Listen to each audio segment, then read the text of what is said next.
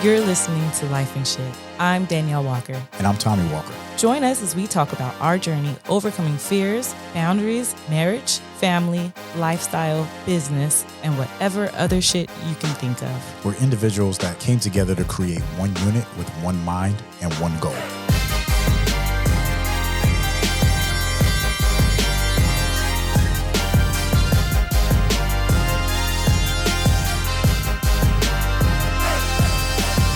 What's up, baby? What's up, baby? How you doing? I'm good. How are you? Out fucking standing. Whoop, whoop. And I just want to say, you're looking real cool over there. Real thank cool you. killish. I was like, man, can I be a part of your cool team? So silly. I love you. I like it. Look real good. Green and yellows. Well, thank you. Yeah, green's your favorite color too, Yes, so it it looks is. real good on you. Yeah, thank you. I got a question for you. Go ahead, baby. Are you a badass when it comes to systems? A badass. Hell yeah. Yeah? Yeah, I love systems. I love running the systems, and I love more important, I like creating the system and then watching other people run the it. system. Yeah, like I could remember when we created the first system in our transportation company, and you was like, oh shit, your eyes got big, and you was like, it was like, that's when you found your niche. Yes. It was like, I could do this, and you Yes. just ran with it. Yes. And you know, today's episode, I'm super excited. We have Rebekah Scott in the building with us. Well, not in the building, technically. She's on the show, not in the building. She's actually in South Dakota, y'all. but Yep. you know, we're gonna talk with Rebekah. And Rebekah, I got the same question for you. Are you a badass when it comes to systems? Yes. If that means dialed in, I'm your gal. That's what I'm talking about. So just for the people to know, Rebekah has ran multiple brands. I mean, she's been an entrepreneur for over 17 years, a hustler since she was, in fourth grade, right? and that's how you know real entrepreneurs when they That's the hustled truth. in the schoolyard, right? So no matter where you're from, getting the hustle on in the schoolyard is that is the foundation. That's right. And not only that, she created her own podcast. It's called the Encourager Podcast. She has the love that. Encourager Academy. And she created these systems. It's about me, food, family, work, and we're going to get into all that. And this is just the real shallow area of, who Rebekah is and what she's all about. She's actually going to tell us more as we get into Lyfe and Shyt podcast and everything that you're going to ask her about it. So Rebekah, thank you and welcome to the show. Yes, we really welcome. appreciate it. Welcome. Oh, I'm honored. Thank you for having me on. This is going to be fun. Yes. So one question that I always like to ask is, are you single? But I believe we already said that you had a husband. So Yep. I am married for 20 years. We just celebrated our golden anniversary last week. Oh, Super that's dope. the Congratulations. golden one. Is that what it's called? The 20th? Oh, the Yeah. golden anniversary. 20 on the 20th. Oh, Yeah. All right, we got. So I like you say 5 years, but I like to put it in car payments. We got 60 months. We have 60 more months until we hit the golden. Yep. I like that. Yes. I like that. That's funny. And then occupation. We know you have a podcast and then you're a coach, but go a little bit more into that. What do you do? Actually, my original job for 17 years, and I'm still doing it, is I'm a designer. I'm a purse and accessory designer. Wow. And I also have a genuine leather collection as well. And so I run those two brands with about 20 on my team to keep up. And that's amazing. And the reason the podcast and my book and my academy developed is because people kept asking, like, how are you running this business? And I have 4 kiddos and we farm and ranch and we also do construction. And they knew that because of the posters that were hung up in my booth at art shows. And they're like, how are you doing all this? So then I would, tell them like, I just really strict about systems, and really strict is an exaggeration, but I'm like, I just run really like dialed in systems. Like, well, tell me how. So I couldn't tell them, in 3 minutes in a booth because I wanted them to buy a purse. So I said, well, I have a background in radio and TV from my college years. So I was like, well, I'll just record a podcast. So I started my podcast, I think we're on 7 or 8 years ago. Wow. Might even be even more because I'm trying to think of the ages of my kids. But anyways, then I started just telling everybody on the podcast how I was running these systems. And that thankfully took off. And then they were like, I need to know more. I want something tangible. So then I wrote a book on the systems. And then they're like, no. I want to have you like coach me on my particular situation. So that's when the coaching happened. And then eventually the academy also, because I do have all the kiddos and I can't coach one-on-one as much as I want. So I thought if I could just record a digital course, then they could just like watch the videos whenever it worked for their life as well, because we're all busy. And so that's how that developed. But yeah, I'm a designer at heart. I love and it. then I'm a podcaster. Yeah. We're like cut from the same cloth. Yes, yes. You were talking our jam. Right? Yeah, because it's the same exact way, like literally the same conversations you're having, we have all the time. And people ask us because we're in coffee, we're in trucking and transportation, real estate, and now media, right? Yeah. So same thing. It's like people are like, how do you do that? And it's like systems. Like a good team and a good system. Yes. Yes. I'd like to hear more about the designs as well later on. Rebekah Scott Designs. I'd love to hear more about that. That's pretty cool. And what do you do for fun? I mean, you got a lot of all these businesses going on. It seems like you're always busy, but you got good systems. But what do you do to relax? To relax, I'm a pretty high energy adrenaline person. So if I had to relax, it would be a bubble bath. I love walking on a gravel road with all the kiddos, and we like to ride horse. And so that's a good pastime for us. And I love running. Running is it's cheaper than therapy. So I do a lot of running. And it's really peaceful out here with the dogs and running. So I don't know if running qualifies as relaxing, but that is what I like to do. Yes. In my book, it doesn't. Yeah. In my book, it does. I was running today. So Danielle's on the treadmill. We were on the treadmill literally about 2 hours ago. And I'm like, all right, let me run. And I'm sitting there like, all right, I'm just doing it. And they always say like, it's like meditation. I'm like, I do it because I have to. I like, just enjoy it. Don't fight it. She's like, don't fight it. I was like, no, I fight it tooth and nail, but I still do it. I still get my miles in. I run for about 30 minutes and but I don't see how people, I applaud everybody that says they love running. Yeah.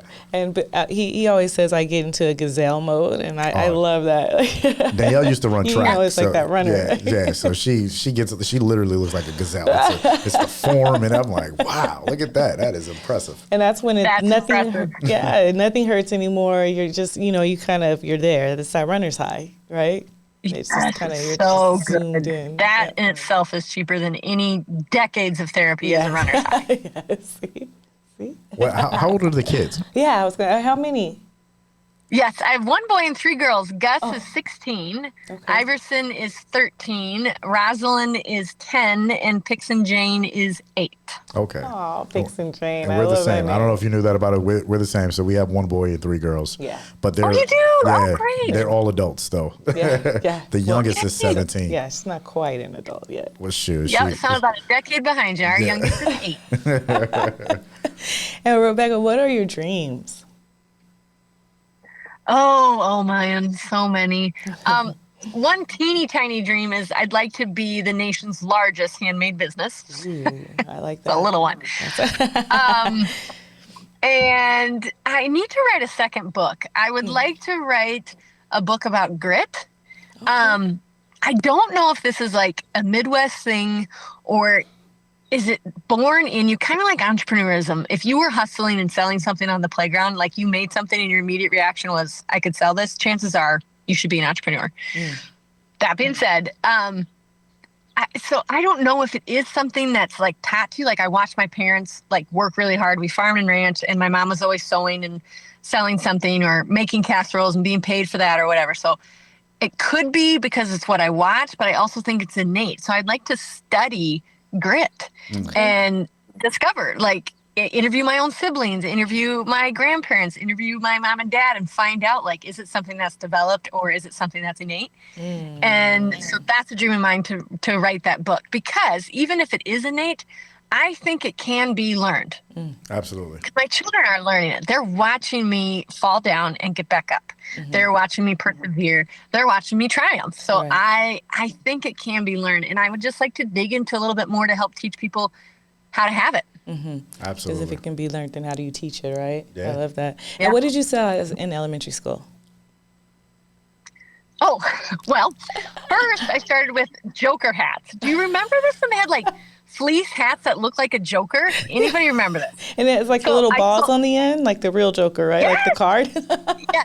Yeah. And I'll totally embarrass myself when people are like, no, that was totally just a South Dakota thing. But anyways, I sold those, and then I figured out how to make boxer shorts. And this is another thing. Like, remember when it was cool to wear boxers to sports practice? This was a thing. And so I figured out how to make them because I could make cute fabric and show up to volleyball practice. And my mom put the kibosh on that. She's like, you are not making boxers and selling them. She already saw where that could have went. Yeah. But I did do that. And then it developed into purses, and I sold a couple purses in high school. And, oh man, you name it. And I tried it. That's super dope. So, and you said your mom was the one that started creating, like she was a seamstress or she sewed, and that's where you picked up. Master seamstress. Makes beautiful. So I would sit next to her and watch, and she'd be humming and she'd be singing. And so I remember like how joyful she was when she was creating. So you wanted to be near her. You know, anytime anybody's doing something where you're like, oh man, this is their thing. So I would sit next to her. I was only 4. And I would take the scraps that fell off her sewing machine, and then I'd try to make something out of them with like tape and staplers and all the stuff. And then I took a stapler and pretended it was a sewing machine and stapled together Kleenexes to make things. And my mom was like, okay, fine. She really does want to sew, because I was baking and she was like, you're too young. So I got my first sewing machine when I was 4. Like she found one on a rummage sale and then set it up next to her so that I could sew right next to her. And then I just figured it out. That's super dope. Amazing. Is your mom still around today? Yeah. Oh, yeah. She's been working for me for 20 years. Oh, wow. I hired her. That is great. My kids look at me like, I wish I could hire my dad. Oh, man. You so silly. They don't want to hire you. They do not want to hire you. Oh, that is great. So it sounds like, I mean, from boxer shorts to hats and ranching, like you've been in all different kind of things. So making systems and running that just makes sense. It sounds like you just run a tight ship. So let's dig into that. And I know Daneyel has some interesting questions regarding systems, because we had a podcast where we talked about running our house like a business and everything from, like we're partnership, right? So if, my position in the house is cleaning, making sure everything stay organized. Danielle's position was getting the kids organized, food. And then it was like, all right, well, how did we come up with making sure the house ran smooth, where there was no hiccups, there was no chaos? So our podcast was all about that. And for us, it was just like, we just did it, right? Right. But I'm interested to hear how you created, like a tangible system that says this is how you become functional and this is how you get the success. Yeah, so let's talk about first perhaps the family system, right? And like how you guide women into being like purposeful about their family legacy and their systems. Yeah. So I have a story to back up how the family system happened and how all of them happened that is like important to understand. So my business was 18 months old and my son was 18 months old, my first. And I was trying to do all of it. I was single entrepreneur, so I did all the jobs, right? Including the making, including the posting, including everything. And I was running in and out of the house to pack for a craft show. And he kept asking me for a snack like a toddler does, and kept tugging on my shirt. And I kept saying, wait a minute. And I'd run in and run back out, and the phone was going off and the notifications were going off and blah, blah, blah. And finally, one of my laps, he asked for the snack and I lost it, screamed at him to just stop. And to this day, I can still see his little blue eyes welling up. And it's why it drastically changed my career, because I got down on my knees and I was like, I don't want to say no to this job. It wasn't a reaction of like, I have to quit, which that would be the reaction, but it was like, I want to do both, but I want to do both well. Right. And so I actually canceled the show for that weekend, which is kind of a big deal because they don't invite you back. And I sat down with him, of course, getting him the snack because toddlers never forget their snack, and sat with him and thought, okay, how am I going to do this? I have to create a better system to do both work and home life well, because I just really feel passionate that I wanted to keep creating. And so I just wrote a huge notebook and I followed myself and wrote down everything for a week in this notebook. Like, it didn't leave my side. And I just wrote down everything I did for the week and kind of timed it as well. Like, this is how long it takes to do snack time, supper time, work time, email, chores. Like, we have animals, so like chore time, making supper for just my husband at the time and just one kiddo, bath time, exercise, getting ready. Like, what was I doing during a week? How long did it take? And then what I started to recognize is that there were groups that were similar. So how long did it take me to get ready in the morning? How long did it take me to exercise? How long did it take me to read my Bible? That's probably all like me oriented. So that was my me system. Okay. The family system, that was that breakdown, is like, I don't want to leave my family like this. I want to leave a powerful legacy that Gus will see how hard Mom worked so that I could stay home. That was my whole goal, is I just wanted to stay at home and raise babies. So that was the original goal, and still is the original goal, actually. And so then I thought, well, then how do I lead my family well? Well, I shut the machines off at 6 p.m. at night. Like, no more machines. Machines meaning sewing machines. And then, forgive me here. Then I also thought, like, okay, well, how do I want the evening hours to look? What do I want bath time to look like? What do I want breaks to look like? So I gave myself permission to take off from 11 till 1. Like, we had a 2-hour lunch break. Who does that? We do. It worked better for my family. Right. And then I started to see some synergy happened, and I just started relaxing, because every time a problem would come up or I'd feel that chaos that you're talking about, it's like, I thought, what system is flaring right now, if you will? Which one feels really out? And it's like, that's my food system. I've been feeding him chicken nuggets for the last 3 days. And I feel good about it. So I need to take a look at my food system, and I just need to start menu planning better. Wow. Or he's having a bunch of tantrums, or got pregnant with the next one. I'm like, ooh, that might affect my work system because my family system is expanding. Yeah. So who do I need to hire to help me so that my family system can still remain healthy? I love that. And I love that you break it down into those different systems. I feel I come at it with a similar approach, but what ends up happening is the me system is at the bottom, right? And the self-care, like all anything that has to end up doing with me, even though our kids are older now, I'll still sacrifice, and, I'll go see them, or I have a granddaughter, so I'll sacrifice here, nieces and nephews, it's like I'll sacrifice my time or me and do for them or so. And in that, I guess my next question would be, how do you deal with that when it's not a perfect day or the system doesn't run the way that, it's supposed to?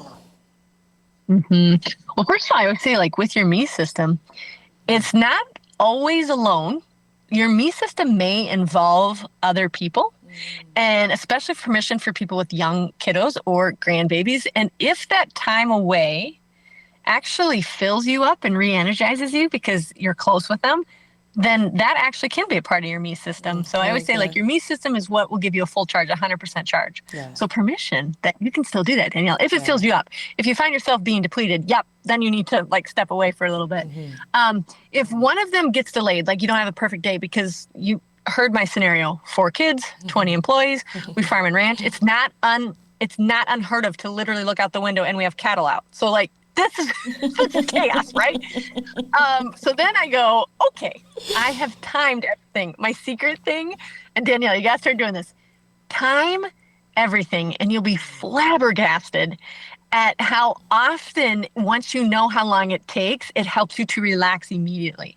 Because most of our overwhelm is because you're like, I have no idea how long this is gonna take.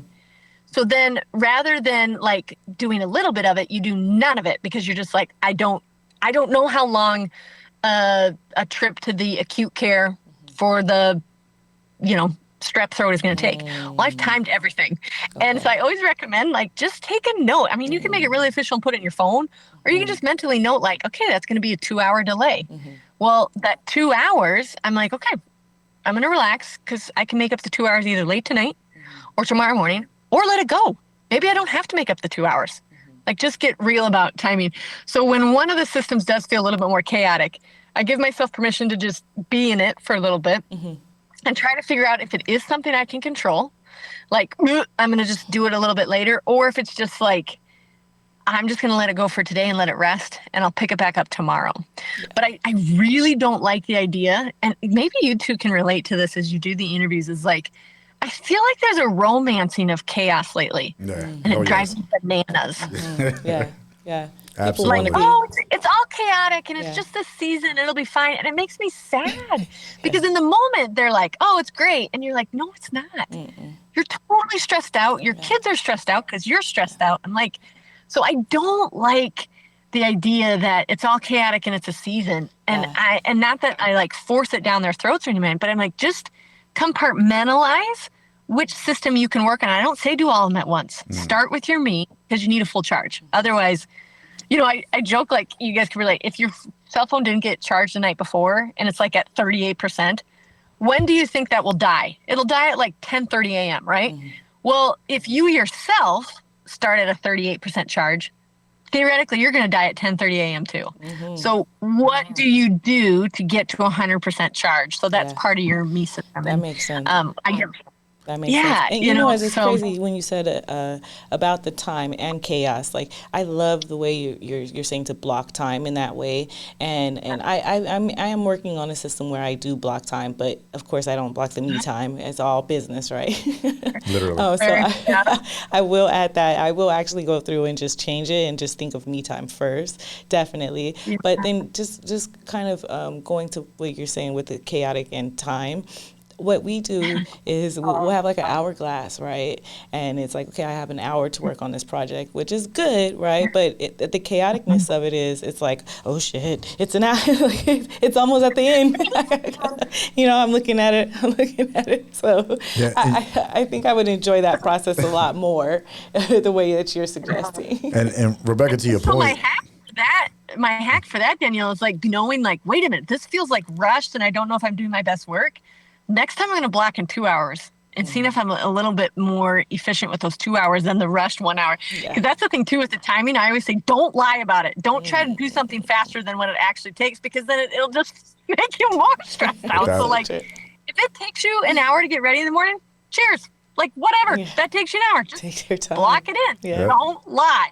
And to your point about people feeling overwhelmed when it comes to time, because, you know, our team, you know, we have our office team, and then we have team members that's actually in the field, and everybody's running against the clock all the time. Like our whole business is against the clock. And in our office, you know, our team members was feeling very overwhelmed, like, oh, I don't have enough time for this, to your point of what you were saying. And, you know, we have a pretty tight system for us, and it works for us. And then we teach the team how to run in that system. And for some, it didn't work out very well. But then there's those that's thriving in it. And that's when the hourglass came in, right? Yeah. So I went and bought hourglasses for everybody. I was like, hey, if you legit don't feel like you have enough time, here's the hourglass. And if the hourglass is not working, I will come and sit next to you, and we will legit put down exactly from start to finish how long it takes for you to do a task. And once I said that, everybody was like, "Oh, don't do that." They was already they was like, "I got this. I got this." They figured it out. Yeah, I was like, okay, cool. Yeah. But that's a very good point. Like, if we really look at from start to finish how long something actually take, and I tell people this all the time, that's where you find the gaps in your day, and that's where you'll become more productive. Is there's always gaps, you know? Yeah, it's like you just got to be, you know, observant of where the gaps are. Because the 15 to 20 minute gap notoriously gets filled with scrolling your phone, and we know how productive that is. Exactly. So if you knew that in 15 minutes you can write a sales funnel, get to it. Exactly. And to that point, I say that now multiply that throughout the entire day. So it may be 15 to 20 minutes, right? And, you know, in the morning, or, you know, for some people, it may be 5 to 7 minutes every single hour. And then you add that into an 8-hour day, and, you know, now you just wasted 45 minutes to an hour. You know, it's like you lost an hour, 15 minutes by just doing nothing. That is so true. Yep. So true. Tell me some of the valuable lessons that you learned through your 15 years of designing. Ooh, what kind of lessons? What'd you ask? What kind of what lessons you learned? Like, just any valuable lessons. Yeah. One really expensive lesson that I don't like retelling, but I feel like I went through it so nobody else has to. I had a $10,000 mistake, and I I was at a stage, so I don't even know the year, but it was like when direct to consumer wasn't quite taking off on social media yet. It wasn't quite that awesome. Websites were still really expensive to build, and you couldn't sell stuff on social media. So everybody was kind of leaning into I can't even think what is it, MLMs, like marketing, like Tupperware, Pampered Chef, Mary Kay, So they would have trunk shows. So I would do that. I'd hire sales reps. And believe me, you guys, it was like my cousin, my twin sister, my college roommate. They were my sales reps.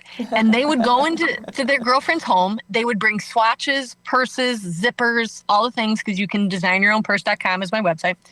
And they would do that. Well, then the sales started dipping. And I was like, what do you guys think we should do? So, and this is funny, we were sitting in our farmhouse. That farmhouse was 140 years old.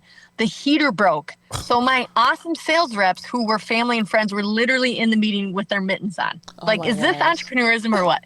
Anyways, we're sitting in the meeting and they said, we need a catalog, because you could bring a catalog into a place of business and then say, hey, I'm hosting a party, sign up here or whatever. And I was like, catalog all day long. We can do that. So I hired a graphic designer, hired a photographer. Let's make this pretty little catalog and let's get that going out there.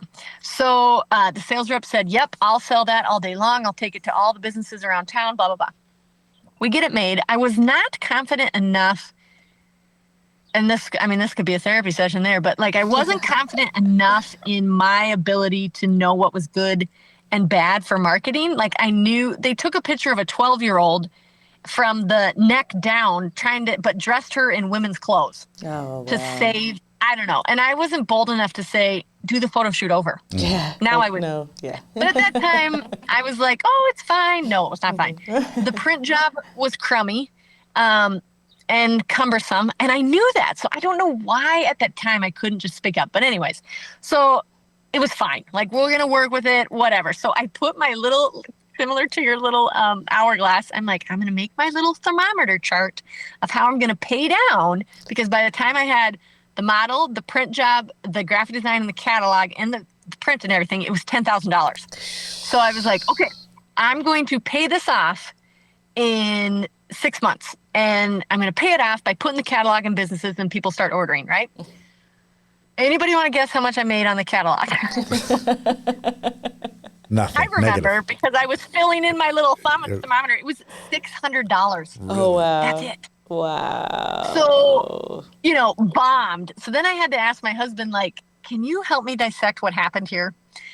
And he just sat with me and he didn't have any ideas. Not that he's not awesome, but he was like, I don't know. But what I realized was I asked the wrong person.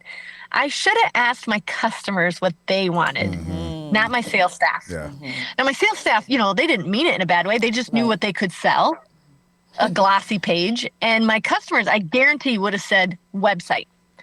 And so what I did was sit with it for a minute. And then I kid you not, I asked Nicholas if I could sell a couple of cows. And I did. And I bought myself a website. I love it. I love it. And I paid off that website in 6 months. Nice. Because I knew what I wanted and I could be very clear, because I just bounced off a really bad idea. I could be really clear and really decisive about that won't work and this will work. So we built this website where they could design their own, and it took off and it was paid off in less than 6 months. So ask the right group. Always ask your customer before you introduce something. I love That's that. That's 1,000%. And in that story, there's a lot of things that unfolded. First you said, you go to your customer, right? First, that's always find out what the community wants, right? And then, you talked about the team and the hustle that the team put together. And then in that, you had this moment of, you didn't want to be, combative, or you didn't want to say this is terrible, get this shit out of my face, redo it, right? And it's one of those, as an entrepreneur, sometimes you just have to be unapologetic and you have to say, this is what I want, and this is not what I'm seeing. And then you had assets you had an asset. You sold cows. I love it, right? Yeah, to get to it's liquidation, right? So you had to liquidate to find. It goes back to it's all or nothing, right? And that's kind of, to the term that you talked about with the grit. That was the grit that you had right there. That's true. Yes. It was like, Yeah. this has to work. So husband, I need 2 or 3 cows. How can I make a How way? can I? Yeah, we need to do this. How does your husband how does he participate in the systems? What's his involvement and his role in your business and in how you cultivated all your systems? Yeah. Well, very important role, happily married. So if I want to stay that way, then I got to involve him. So like when I talk about the work system, it's asking yourself who, what, when, where, and why. And so I have to ask when I got a new idea, because I'm multi-passionate like you guys, he wants to know why. So he's always asking the why question of the system, like, why are you doing this again? I'm like, well, I really feel passionate that if I had videos of myself coaching, then they could consume it and it wouldn't take as much as my one-on-one time. And that was down to like 10 women a month instead of 100 women, for example. So he's like, all right, I can get on board with that. How do you want to make it happen? And thankfully, because I think he farms and ranch, he's pretty like guttural too, so to say. So he's like, all right, well, how are you going to make it happen? Is it going to come out of your own funds? How do you want to make this happen? So he's been involved in my work system since day one. Also because, your spouse knows your burnout signs quicker than anybody else. 1,000%. So he'll be the one who's like, hey, the hairbrush is covered. Why are you stressing out? You know what I mean? And so then he would say like, I'm not letting you get up to that alarm to go run. You have got to recover. So he's involved in that system, like making sure I'm at my best. And then the food system, because we joke here in the Midwest, I call it meat and potatoes. My husband would be meat and meat. Like he just like, so the food system is really important for him. And so he gets to have a say in what the meal planning is. And he's very gentle about it during seasons. He'll say like, I noticed we've had a lot of the same. Can we shake it up? And he'll say like, can I start grilling or something or whatever, just to shake it up? Because he can tell I just don't have the time for it during we call it show season. So he'll help in that. But I can also tell if I'm trying to dial my system in too much, because I'm like Daneyel, where I'm like, ooh, we could get better and better and better. And he's like, hold up. I need you to do this at like 60%. You're driving the rest of us nuts. Okay. That's like, great. okay. It's too much. I will dial it back. What parts of it can we still implement? And he's like, perfect. So he does like to see it run smooth, but he's always such a good like, hey, let's dial it back. I'm like, okay, you're right. That is great. Because now Daneyel and I had literally a conversation today, and I was telling her like, hey, I'm noticing some things. And now I'm talking to you as a friend, and I just want to be, observant of what's happening, and I want to make sure that I bring it, I address it, and you took it very well. Well, at first you did take it, then you had to take a breath, and you was like, all right, no, because at first I was like, do you know how much stuff I've been doing? Like, were you not there when our employee called out and I had to work back-to-back shifts? Have you not been working 12 hours right next to me every day, and then you're going to talk about this? Yeah, I was like, yeah, no doubt, I did. But then I was like, you know what? Okay. Good for you. Okay. And then he hit me with the baby. I'm not trying to attack you. And I was like, okay, you're right. You're not. Yeah. So we worked through it. We did. 1,000%. And you, to your point, Rebekah, you're right. It's like you see the signs, right? Because I'm right there. And then working like you guys, farm and ranch together. We do everything together. So you have to. Cause sometimes you got to step back and see the person for who they are. First. Yeah. That's true. Yes, and then like reminding that. yourself, like you said, you're on the same team. Like I want to encourage you. I want to make your dreams happen. Tell me what they are. Yeah. That's why we started construction, like we needed anything else to do. But I kept recognizing like sometimes he didn't want to farm. He didn't want to go out and do the stuff. And I was like, hey, I'm living my dream. What do you want to do? Like we have to farm because we're 5th generation, but like what else do you want to do? And he said, I love digging in the dirt. And I was like, okay, well, what does that mean? He goes, I think I need to buy an excavator. And I was like, okay, let's figure out how we're going to do that. So yeah, you can recognize that you're not fighting for one another, but cheering one another on. You're on the same team. I love that. That's dope. Tell me a little more about your food system. Go into that. I like that. Is it? I know it's like probably consists of some meal planning and things like that, right? And the solving the what's for dinner, right? Is that? I don't think it ever goes away. Yeah. And I remember there's an older lady that used to work and when I was a MRI technologist, and she said, if my husband asks me what's for dinner one more night, I am going to like flip.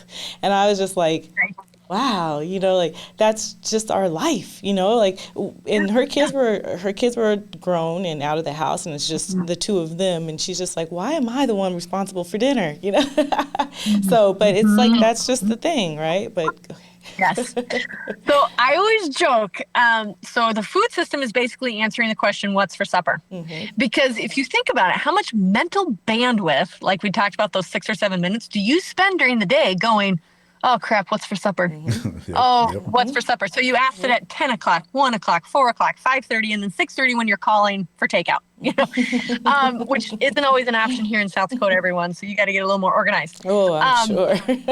So that's the gist of the food system. And I also joke that, you guys, I am not a foodie. Like, if you want to like meal plan to an nth degree, I am not your gal.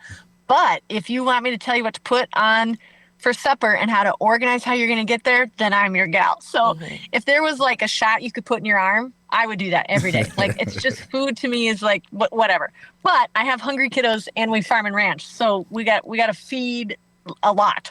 So my food system is I make all of my food decisions by 7:30 a.m. 7:30 is my magic number because it's before everybody gets on the bus and everything. So then I know what I'm having for lunch, and that means feeding Nicholas.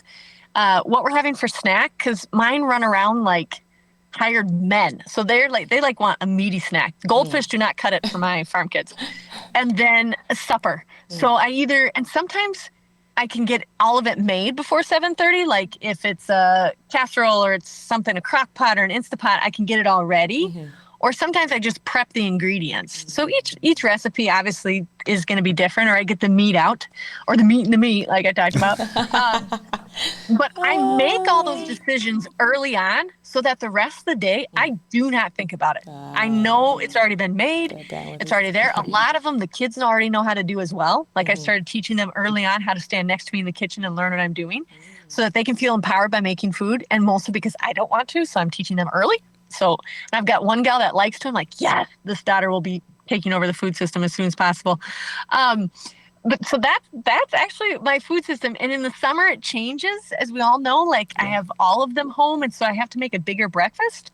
My son is trying to gain weight for football. It's like, I swear, it's like trying to raise an Olympian when you're trying to get a 16-year-old boy to gain weight. It's like, oh my gosh, it's the hardest thing ever. And I mean, like, literally, we're producers, so we have pork and beef in our freezer at all time, and I cannot feed this kid enough. So anyways, changing up how frequently I feed him.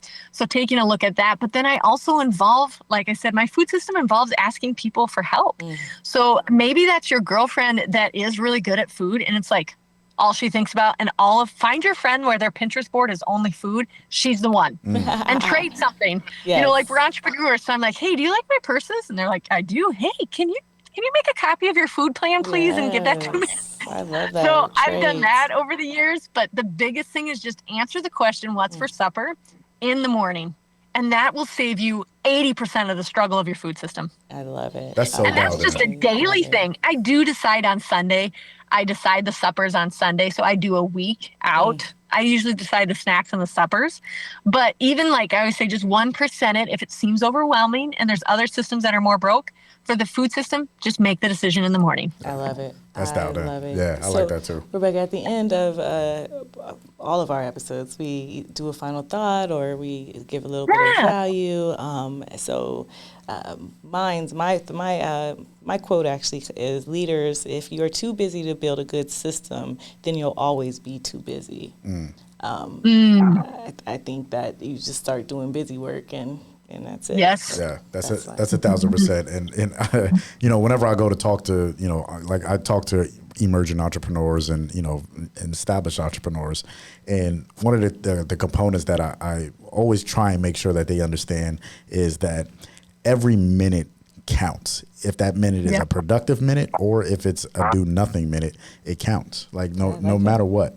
And so when people kick against systems, it's not as difficult as you think it is. Literally, if you just be more on purpose with your time, even if you time block 4 hours a day and you get, most of your work done in 4 hours, that's what it's all about. But it's really being observant and aware. Rebekah, like to your point, just being more aware and observant to how long each item takes, and then saying, this is what I need to do. So I'm a big believer in those 3 to 5 things all day. Get your 3 to 5 things done, and it's a productive day. So that's my final thought. Rebekah, do you have a final thought for us? I do. I would say based off of that, you can't accelerate on something you haven't repeated. I like that. That is So to gain steam on something, it needs to be something that's repeated, which means you're developing a system around it so that you can accelerate it. But until you establish what the repeat is, you can't accelerate on it. I love it. That's super dope. Rebekah, we had such a great time. Yeah, you're hanging out in your car, like you got people in the house right now, like we're they're like people are having a party. You're talking to us, so you could have been anywhere in the world, but you chose to hang out with us. We really appreciate that. Oh, it's so fun! Yes, I love talking systems. I'm just a nerd, so it was fun. Rebekah, let us know and let the listeners know how to access your podcast, where to find your designs, everything, your coaching. Okay, you guys, if you need a really awesome, stylish, but organized purse, and you've always asked the question, like, I think I could design one, I'm your gal. So go to designyourownpurse.com. And then you can also go to 1948 Leather. That's available at designyourownpurse.com, but that's the genuine leather collection. That's just beautiful, and it speaks to my roots growing up here in Western South Dakota. And then if you loved listening to my little tidbits, I always coach on the little things, just the edible things we can absorb in no time. And that's the Encourager Podcast. So the encouragerpodcast.com has all of the options to take the course or get coaching or whatever it is, whatever level you need right now. Love it. Super dope. Thank you for joining us. This is Lyfe and Shyt. This is Lyfe and Shyt. I love you, girl. Do us a favor. If you enjoyed this episode, please subscribe. Leave a review. Let us know what your thoughts are. That's the only way that this show is going to be successful. And we appreciate you. Talk with you next time.